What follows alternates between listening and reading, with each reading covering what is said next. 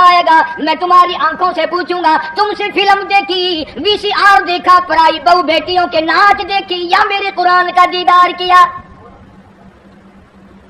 اللہ پاک جل شانہ فرماتے ہیں میں کانوں سے پوچھوں گا تم سے قرآن سنا نبی پاک صلی اللہ علیہ وسلم کی ذات پہ کلمہ کلام درود پاک سنا یا پڑھا یا تم نے ساری زندگی کنجریوں کے گہنوں میں گزار دی اللہ پاک جل شانہ فرماتے ہیں میں پیروں سے پوچھوں گا تم سے چل کر مسجد میں جایا کرتا تھا یا بدکار عورتوں کے پاس جایا کرتا تھا اس لیے وَتَشْهَدُ أَرْجُلُهُمْ بِمَا كَانُوا يَكْسِبُونَ یہ اپنے ہاتھ دشمن بن جائیں گے یہ اپنے پیر دشمن بن جائیں گے یہ اپنی آنکھیں مخالف ہو جائیں گی یہ خود زبان مخالف ہو جائے گی اللہ پاک فرماتے ہیں میں تمہارے ہاتھوں سے کلام کروں گا آنکھوں سے کلام کروں گا زبان سے کلام کروں گا اے زبان تو بتا تجھ سے حلال کھایا یا حرام کھایا اللہ پاک منہ سے پوچھیں گے پرایا حق تیرے سے کتنا کھایا گیا شاہ عبد القدوس گنگوہی رحمت اللہ علیہ بہت بڑے بزرگوں میں سے گزرے ہیں اپنے مریدین کے ساتھ ساتھ تشریف لے جا رہے ہیں اور جاتے جاتے راستے میں ایک گند کا ڈھیر آ گیا ڈھیر لگا رکھا ہے شہر سے بنگیوں نے لا کر سب مریدوں نے ناک پہ کپڑا رکھا جلدی جلدی چلنے لگے اور اللہ والا کہتا ٹھہر جاؤ انہوں نے کہا لو جی پتہ نہیں پیر صاحب کو کیا ہوا یہ کوئی ٹھہرنے کی جگہ جہاں ٹھہرا رہے ہیں فرمایا یہ گند تمہیں ایک سبق دے رہا ہے انہوں نے کہا سبق یہ گند ہے کوئی سبق سکھانے والا کیسے بن گیا اللہ والا کہتا ہے یہ تمہیں سبق بتا رہا ہے اور یہ کہہ رہا ہے کہ کل سے پہلے میں بالو شاہی کی شکل میں تھال پہ رکھا ہوا تھا رسگلوں کی شکل میں رکھا ہوا تھا مٹھائیوں کی شکل میں تھا فروٹ کی شکل میں تھا ترکاری کی شکل میں تھا روٹی کی صورت میں تھا جو دیکھے اسی کے منہ میں پانی آ جائے سوکیش میں رکھا ہوا تھا بڑی بڑی حفاظت میں رکھا ہوا تھا او بندے او انسان ایک رات تیرے پیٹ میں میں نے گزاری میرا یہ حال بن گیا میں نے ایک رات گزاری ساری دنیا مجھ سے نفرت کرتی ہے اور تیرا پیٹ پتہ نہیں کیا بلا ہے میرا یہ حال ہو گیا تو خود کیوں نہیں سوچتا تیرا کیا حال بنے گا پھر سمجھ میں آیا کہ اللہ والوں کی باتیں نرالی ہوتی ہیں حضرت شبلی رحمت اللہ علیہ بہت بڑے بزرگوں میں سے گزرے زمانہ جانتا ہے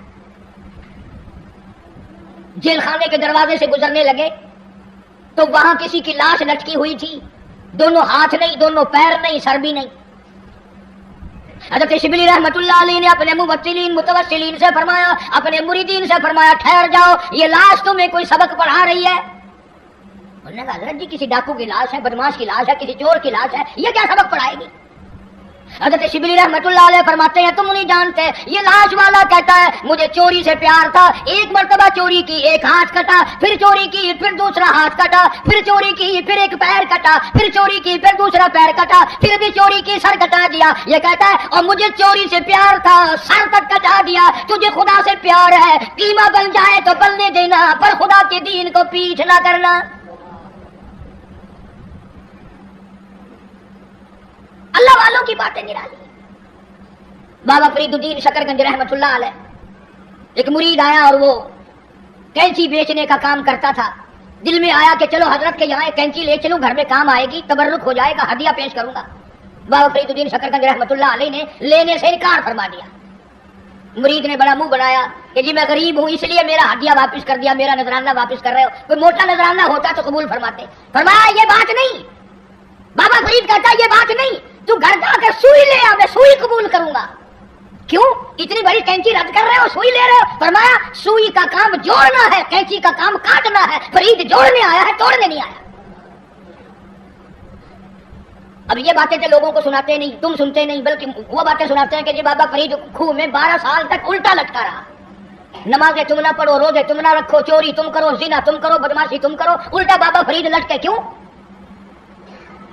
یہ کوئی کرامت اللہ والوں کی اور صحابہ کرام نے تو حد کر دی اللہ اکبر ان سے بڑا ولی کون ہوگا ان سے بڑا قطب کون ہوگا ان سے بڑا بڈال کون ہوگا جو شاگرد ہو محمد مصطفیٰ صلی اللہ علیہ وسلم کے اور تو کسی بابا کا مرید ہوگا کسی اللہ والے کا مرید ہوگا کسی عالم کا مرید ہوگا کسی پیر کا مرید ہوگا تمہیں پتا ہے صحابہ کالی کملی والے کے مرید ہیں اور ان کی ایک آنکھ نے جو ایک مرتبہ ساتھ سرکار کا دیدار کیا پوری دنیا کی تمام نیکیاں مل کر صحابی کی سے نیکی کو چھین نہیں سکتی اس کے برابر نہیں ہو سکتی. بلکہ خود ارشاد فرمایا مدنی کریم صلی اللہ تعالی علیہ وسلم نے، او لوگوں میرے صحابہ کو برا نہ کہنا، میرے صحابہ پہ طعنے نہ کرنا، میرے صحابہ کرام کو کچھ نہ کہنا، اس لیے یہ میرے ہیں. سبحان اللہ. فرمایا یہ میرے ہیں. اور پھر قربانیاں دی صحابہ کرام نے. ان کے عمل کے بارے میں ارشاد گرامیہ فرمایا تم احد پہاڑ سونے کا صدقہ کرو، خیرات کرو. احد پہاڑ سونے کا صدقہ دو، خیرات کرو. میرا صحابی ایک مٹھی جو اللہ کے نام پہ خیرات کرے، فرمایا تمہارا احد پہاڑ سونے کا صدقہ کیا ہوا میرے صحابی کے مٹھی جو کی برابری نہیں کر سکتا. اور یوں بھی فرمایا حضور کریم صلی اللہ علیہ وسلم نے کہ تم اتنا خیرات کرو اللہ کے نام پر، اور میرا صحابی ایک کھجور خرچ کرے اس کا مقابلہ نہیں ہو سکتا. اور ولی اللہ سارے صحابہ کی غلامی سے بنتے ہیں، ان اللہ والوں کے نقش قدم پہ چل کر سارے اللہ والے بنتے ہیں. حضرت بہاء الحق زکریا ملتانی رحمۃ اللہ علیہ، دریا چناب میں کشتی آ رہی ہے غلے کی، کچھ مرید بھی ساتھ ہیں. کسی نے آ کر خبر دی حضرت دریا میں کشتی بھاور میں پھنس گئی، ڈوب رہی ہے. یوں ذرا سا نیچے کو گردن جھکائی اور سر اٹھا کے فرمایا الحمدللہ. بڑے مرید حیران ہوئے، کشتی ڈوب رہی ہے، حضرت الحمدللہ فرما رہے ہیں. واہ بھائی واہ. لیکن ایک بات یاد رکھو، اس زمانے میں لوگ بکواس نہیں کیا کرتے تھے. تم جیسے مرید ہوتے نا اسی وقت چدر اٹھا کے بھاگ جاتے، چلو دیکھ لیا پیر صاحب. پھر اطلاع ملی کہ جی کشتی اللہ نے بچا دی، کنارے لگ گئی. ذرا سا سر جھکایا اور پھر سر اٹھا کے فرمایا الحمدللہ. اب کسی خادم خاص نے پوچھ لیا حضرت ہم نہیں سمجھ سکے، کشتی ڈوب رہی ہے جب بھی الحمدللہ، بچ گئی پھر بھی الحمدللہ، یہ الحمدللہ کیسی ہے؟ تو فرمایا بھائی کشتی ڈوبنے والی خبر تکلیف والی بات تھی، پریشانی والی بات تھی. میں نے اپنے دل میں جھانک کے دیکھا، پریشانی کی خبر سن کر میرا دل اللہ کی یاد سے غافل تو نہیں ہوا. تو میں نے دیکھا میرا دل اللہ اللہ اللہ میں لگا ہوا تھا. میں نے کہا الحمدللہ، پریشانی کی خبر سن کر بھی میرا دل اپنے مولا کی یاد میں لگا ہوا ہے. اور جب کشتی بچنے کی خبر سنی تو خوشی میں بھی آدمی اللہ کو بھولتا ہے. میں نے پھر اپنے دل میں جھانک کے دیکھا کہ خوشی میں آ کر کے میرا دل کہیں غافل تو نہیں ہو گیا، پھر بھی میرا دل اپنے رب کی یاد میں لگا ہوا تھا. میں نے کہا الحمدللہ. بڑا عجیب شعر کہا نا ظفر نے. اسی کو کہتا ہے کہ ظفر اسے آدمی نہ جانیے گرچہ ہو صاحب فہم و ذکا. ظفر اسے آدمی نہ جانیے گرچہ ہو صاحب فہم و ذکا. جسے عیش میں یاد خدا نہ رہے اور جسے تیش میں خوف خدا نہ رہے. اور عیش میں خدا کو بھولتے ہیں، تیش میں خدا کو بھولتے ہیں. اسی لیے قرآن کریم کہتا ہے وَإِذَا عَلَمْنَا لِلْإِنسَانِ رَغَبًا عَابِدَانِ بھی. منافع اچھا مل جائے، کاروبار اچھا چل پڑے، شراب یاد آ جاتی ہے، رنڈی بازی یاد آ جاتی ہے، جوا یاد آ جاتا ہے، حرام خوری یاد آ جاتی ہے. اور جب مصیبت آئے، بیگم بیمار پڑ جائے، ڈاکٹر جواب دے دیں، حکیم لا علاج کر دیں، بیٹا بیمار ہو جائے، سارے ڈاکٹر جواب دے دیں. پھر قرآن کہتا ہے وَإِذَا مَسَّهُ الشَّرُّ فَذُو دُعَاءٍ عَرِيضٍ. پھر لمبی لمبی دعائیں مانگتے ہیں، مولا تیرے سوا کوئی نہیں.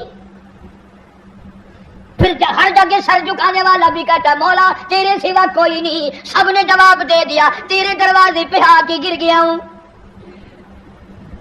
ادھر اللہ پاک جل شانہ بے نیاز کا اعلان ہے وَإِذَا سَأَلَكَ عِبَادِي عَنِّي فَإِنِّي قَرِيبٌ أُجِيبُ دَعْوَةَ الدَّاعِ إِذَا دَعَانِ فَلْيَسْتَجِيبُوا لِي وَلْيُؤْمِنُوا بِي لَعَلَّهُمْ يَرْشُدُونَ.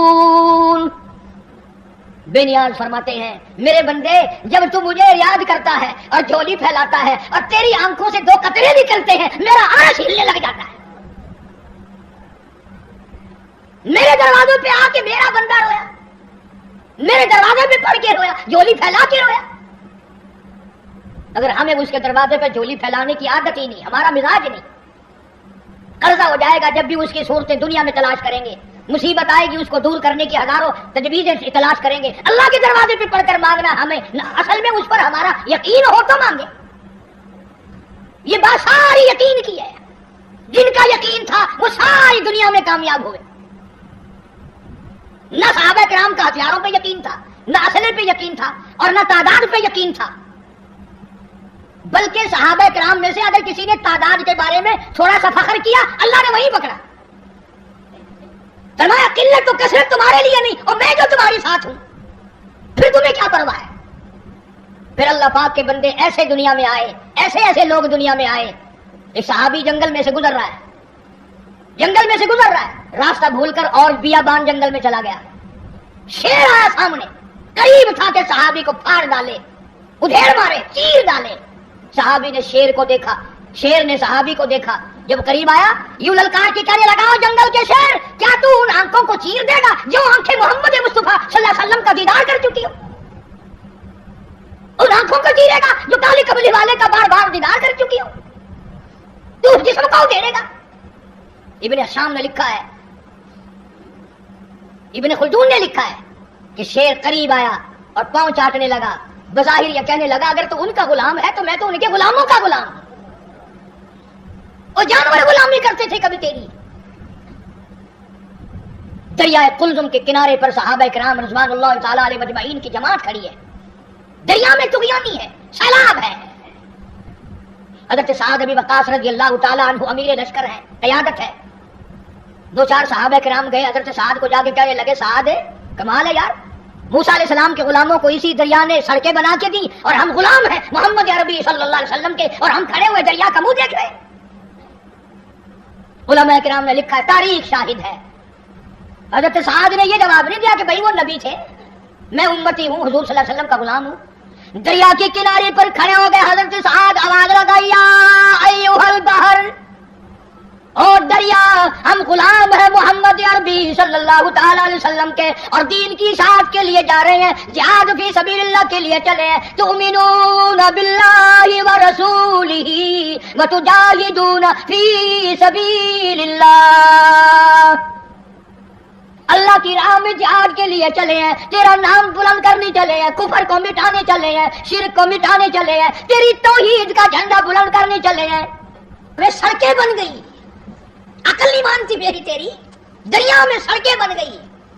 صحابہ کرام جو پار گزرے، یہاں تک لکھا ہے ابن حشام نے، کسی صحابی کے گھوڑے کے پیر کو پانی نہ لگا. اور جب پار گزر گئے، ایک بوڑھے صحابی کو حضرت سعد بن وقاص رضی اللہ تعالی عنہ نے دیکھا، پرلے کنارے پہ بیٹھا ہوا صحابی بوڑھا ہے، رو رہا ہے. فرمایا ما تبکی یا ایھا الشیخ، او بوڑھے اللہ والے بزرگ، تو کیوں رویا؟ تجھے کیا تکلیف ہوئی؟ تیرا کیا نقصان ہوا؟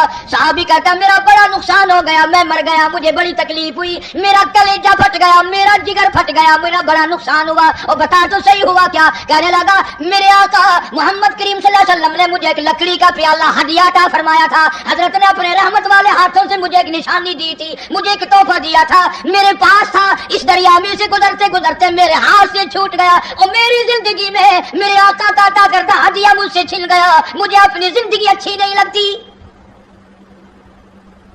میں مر جاتا. میرا پیالہ نہیں، حضور کریم صلی اللہ علیہ وسلم کے رحمت والے ہاتھوں سے مجھے ملا اور دنیا ہی میں مجھ سے پیالہ چھن گیا. ہوں جو تساں حضرات دے وچ اوتھا کوئی ہووے نا تو آکھیا او میاں صبر کر، صبر دا پھل بہت میٹھا ہے، صبر چنگی سے جتنے دیہڑے تیرے نصیباں وچ ہے تو مرتیا. ہن گیا بس پانی بھی چلا گیا، ہن کیا ہوگا؟ اور پیالے سے بڑے پیالے مل جائیں گے. اپنے اپنے یقین کی بات ہے.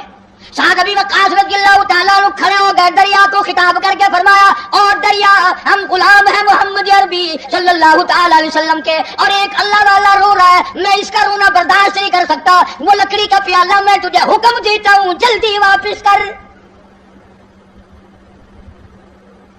مورخین نے لکھا ہے کہ دریا میں چھال آئی، پیالہ صحابی کے پیروں میں آ کے پڑا. کبھی دریا ہمارے غلام تھے، کبھی شیر ہمارے غلام تھے، کبھی پوری دنیا ہمارے غلام تھی، اور آج ہم یہودیوں کے، کافروں کے غلام بنے بیٹھے ہیں ہر معاملے میں. اللہ والوں کی باتوں پہ عمل نہیں کرنا، قرآن و حدیث کی باتوں پہ عمل نہیں کرنا. یہ لشکر چلا گیا اور سفر کیا، افریقہ کے گھنونے جنگل میں جا پہنچا، اور وہاں پہنچ کر صحابہ کرام رضوان اللہ تعالی علیہ مجمعین نے قیام کا ارادہ فرمایا، ٹھہرنے کا ارادہ فرمایا. علاقے کے لوگ آ گئے، انہوں نے کہا کیا کر رہے ہو؟ ہم رات کو یہاں ٹھہریں گے. انہوں نے کہا توبہ توبہ، یہ جنگل میں بگیار رہتے ہیں، شیر رہتے ہیں، چیتے رہتے ہیں، ہاتھی رہتے ہیں، بڑے بڑے موذی جانور تمہیں کھا جائیں گے، یہ جگہ ٹھہرنے کی نہیں. اب ہم ہوتے تو بھاگ نکلتے، وہ اس سے آگے جاتا، وہ اس سے آگے جاتا، بلکہ ایک دوسرے کے اوپر گر گر کے مر جاتے آدھے. کبھی ہمیں نہ کھا جائے.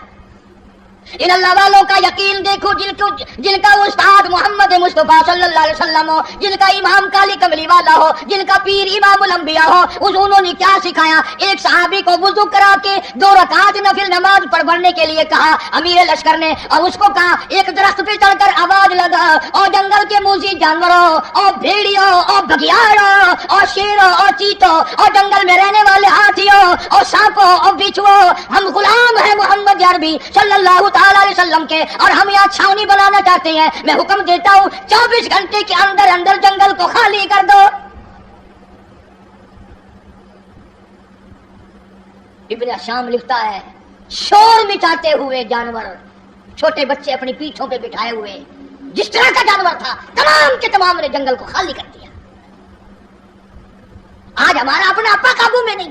گھروں کے ماحول بگڑ گئے، محلے بگڑ گئے، گلیاں بگڑ گئی، علاقے بگڑ گئے، ملک کے حالات بگاڑ کے رکھ دیے ہماری بدتمیزی کی وجہ سے.